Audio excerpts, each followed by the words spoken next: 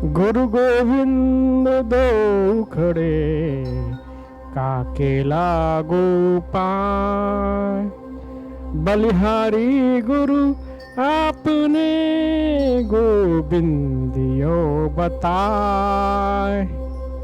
अर्थात गुरु और ईश्वर दोनों ही मेरे सामने खड़े हैं। सबसे पहले मैं किसके पैर स्पर्श करूं?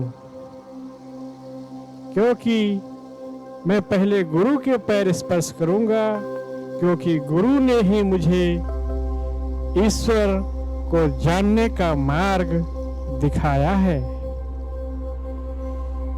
साधु सती और सूरमा कबहु न फेरे पीठ, तीनों निकासी बाहुरे तिनका मुख नहीं दीठ।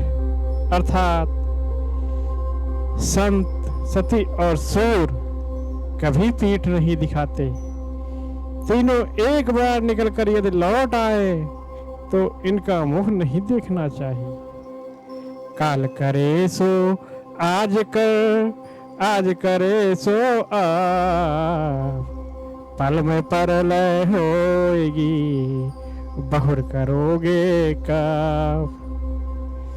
समय की महिमा को बताते हुए इस दोहे में कबीर दास जी ने कहा है कि जो कल करना है उसे आज करो, और जो आज करना है उसे अभी करो।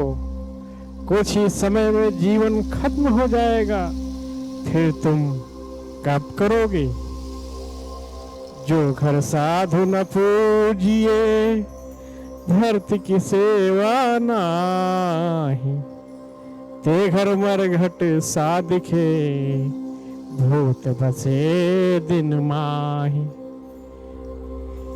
इस दोहे में कबीर दास जी ने साधु की महत्व को बताते हुए कहा है, जिस घर में साधु व सत्य की पूजा नहीं होती उस घर में पाप बसता है। ऐसा घर तो एक मरघट के समान है, जहाँ दिन में ही भूत प्रेत बसते हैं।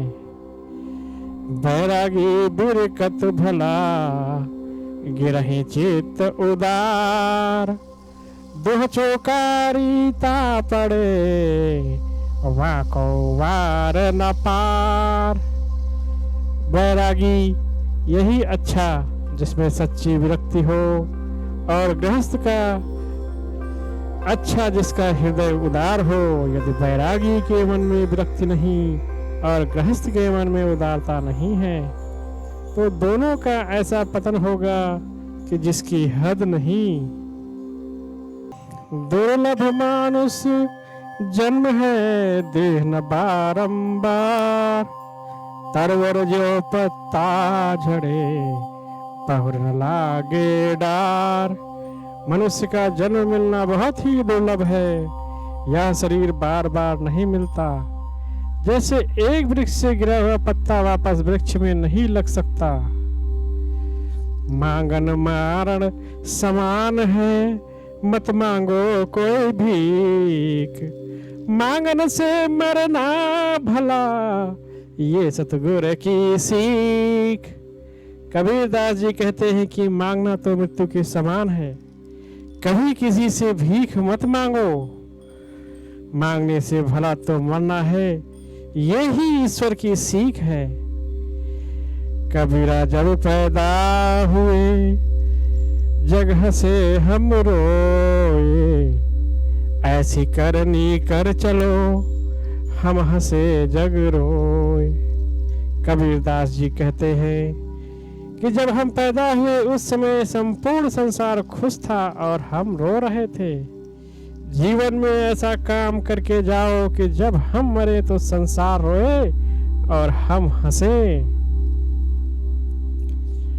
माटी कहे कुम्हार से, तू क्या रौंदे मोए, एक दिन ऐसा आएगा मैं रौंदूंगी तोय।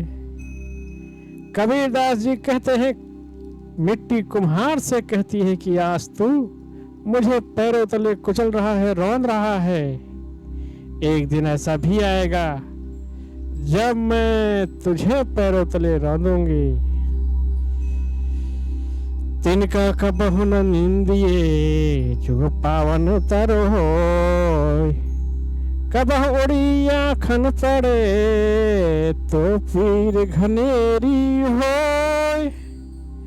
एक छोटे से तिनके की कभी निंदा नहीं करनी चाहिए जो हमारे पाँव के नीचे दब जाता है। यदि कभी वह तिनका उड़कर आँख में आ गिरे तो असहनीय पीड़ा होती है।